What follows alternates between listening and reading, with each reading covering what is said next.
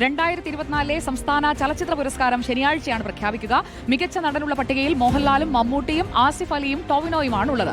കനി കുസൃതി, ദിവ്യപ്രഭ, അനശ്വര രാജൻ, നസ്രിയ നസീം, ഷംല ഹംസ, സുരഭി ലക്ഷ്മി എന്നിവരാണ് മികച്ച നടിയാകാനുള്ള മത്സരത്തിൽ മുൻനിരയിലുള്ളത്. സുനിഷ അയ്യല്ലൂർ നമുക്കൊപ്പം. Sunisha Ayyallur, good evening. മോഹൻലാലും മമ്മൂട്ടിയും ഒരേപോലെ പട്ടികയിൽ വരികയാണ്. കുറച്ച് നാളുകൾക്കിപ്പുറം വീണ്ടും അത് സംഭവിക്കുകയാണ്. ആരാണ് മികച്ചത് എന്ന് ചോദിച്ചു കഴിഞ്ഞാൽ സിനിമകളുടെ കഥാപാത്രങ്ങളുടെ അടിസ്ഥാനത്തിലുള്ള ഒരു തെരഞ്ഞെടുപ്പ് ഇത്തവണ ജൂറിക്ക് കുറച്ച് ദുഷ്കരമാകുമോ?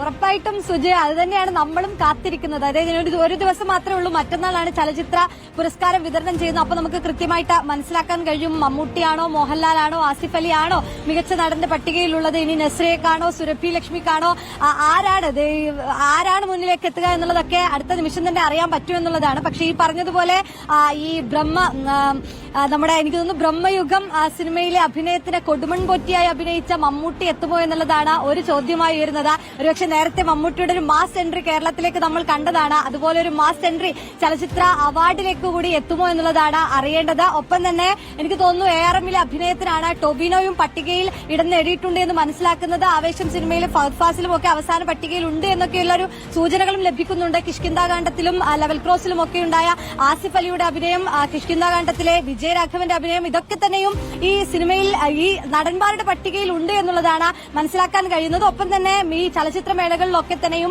മികച്ച പ്രകടനം കാഴ്ചവെച്ച all we imagine as light, Feminichi Fathima തുടങ്ങിയ സിനിമകളെല്ലാം തന്നെ ഈ പട്ടികയിൽ ഉണ്ട് എന്നുള്ളതാണ്. അങ്ങനെ നോക്കുമ്പോൾ പല സിനിമകളും ഇപ്പോൾ ആലോചിക്കുന്നുണ്ടാവും, ബ്രഹ്മയുഗമാണോ, കിഷ്കിന്ധാകാണോ, സൂക്ഷ്മദർശിനിയാണോ, ആവേശമാണോ, ഈ ജനപ്രിയ സിനിമകൾ ഗുരുവായൂർ അമ്പല നടയിലാണോ, ഈ ജനപ്രിയ സിനിമയിൽ ഏതായിരിക്കും ഇടം പിടിച്ചിട്ടുണ്ടാവുക എന്നതൊക്കെ ഇനി അറിയേണ്ടതുണ്ട് എന്നുള്ളതാണ്. ഏതായാലും മറ്റന്നാളോട് കൂടിയാണ് ഈ കാര്യങ്ങൾ അറിയാൻ കഴിയുക. അപ്പോൾ അറിയാൻ പറ്റും. നമുക്ക് കാത്തിരിക്കാം. ശനിയാഴ്ച ആ തീരുമാനം പ്രഖ്യാപിക്കുമ്പോൾ പ്രകാശ് രാജിന്റെ അധ്യക്ഷതയിലുള്ള ജൂറി കണ്ടെത്തിയ മികവുറ്റയാളാരാണ്. എല്ലാവരും മികവുള്ളവരാണ് അവരവരുടേതായ രീതിയിൽ. അപ്പോൾ ആർക്ക് കിട്ടിയാലും നമുക്ക് സന്തോഷം, ചിലർക്ക് കിട്ടിയാൽ കൂടുതൽ സന്തോഷം. അങ്ങനെയല്ലേ?